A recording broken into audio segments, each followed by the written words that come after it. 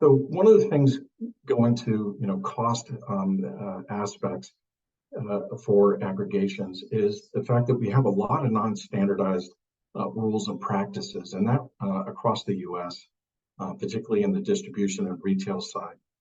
Certainly, FERC Order 2022 is trying to address standardization at the wholesale side in many ways, and obviously, given some of the feedback that FERC has recently given over the last month, or actually in October, to the ISOs, they're trying to really enforce kind of a standard approach at the wholesale in terms of how DER will be able to, aggregations will be able to participate.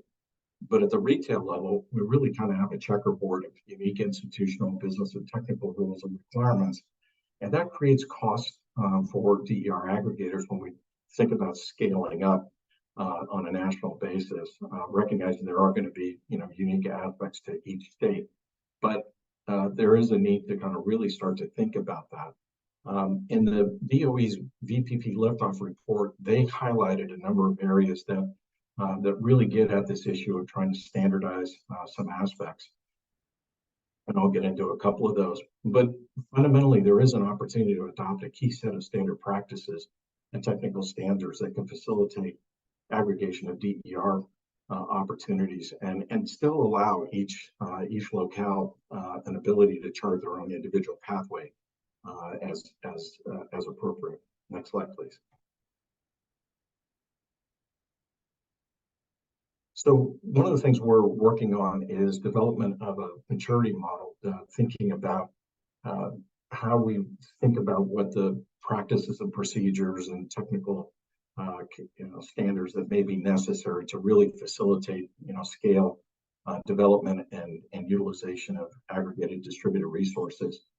Nationally, you might look at this and say, well, we're kind of at this early stage where between sort of level 1 and level 2, we've got some repeatable processes some places, but they're not really standardized.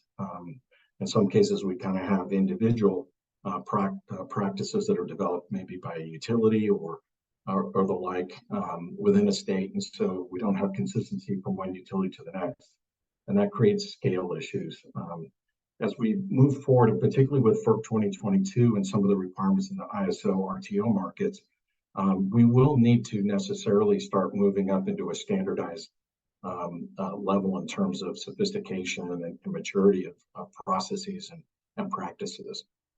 In some cases, we are going to need to get to level 4, we're really measuring and controlling them. Next slide, please. This slide, I won't spend a lot of time on this, but we are developing, as part of the Department of Energy's work on operational coordination, we are developing a pathways document. We've already developed a grid codes document that really starts to discuss the kinds of capabilities that would be needed at various levels and for different levels of DER adoption and the like. And I'll pause on this for a moment. We'll come back to that another time, but I just wanted to quickly introduce that this is work that's ongoing, and we'll have more to share in the coming months next year.